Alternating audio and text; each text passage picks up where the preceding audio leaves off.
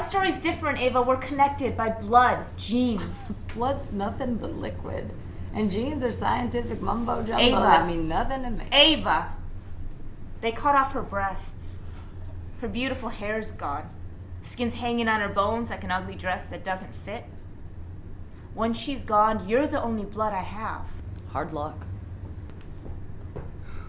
Taking a DNA test and having the various scientific and artistic conversations related to that was inspiring because it made me realize that identity is even more complicated than I thought. I think even in the post-Obama phase of life in America, we often simplify it to a question of black and white, when in reality, it's brown, it's Asian, you know, it's so many things. Being a mixed race person, knowing that my mother was from one country, my father was from another place, I always thought I knew who I was, at least in ethnic terms.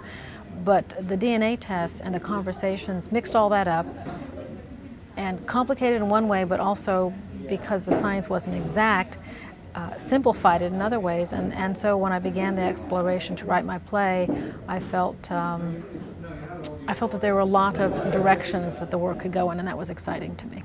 I've written a play called Mother Road, and I was compelled not so much by the DNA scientific research that we conducted through the workshop, but more so through family mythologies, stories I'd been told for several years by different people in my family, as well as mythologies about the moon. I guess I could call them cultural mythologies. And the notion of the two sides of identity, which are the complicated side and the simple side, and trying to define that through a personal story about two sisters.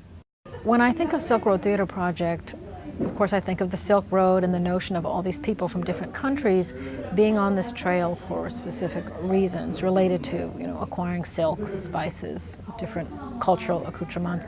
That's exciting to me because even though people are not on the trail from A to Z, the fact is that so many cultures came together on the Silk Road, and so many relationships were formed, new types of identities were formed, and I feel that, again, by writing this play, hopefully I can bring people on the road. My play is called The Mother Road. Bring people along on the road and expose them to new ideas, new ways of being, so that I also create new associations and new reasons for people to be on the same road together. And the hope is that people will visit the road, as it were, and get to know somebody who's different, get to know a culture who's different, so that we can all, at least metaphorically, speak the same language and coexist together, not only here in the United States, but also around the globe.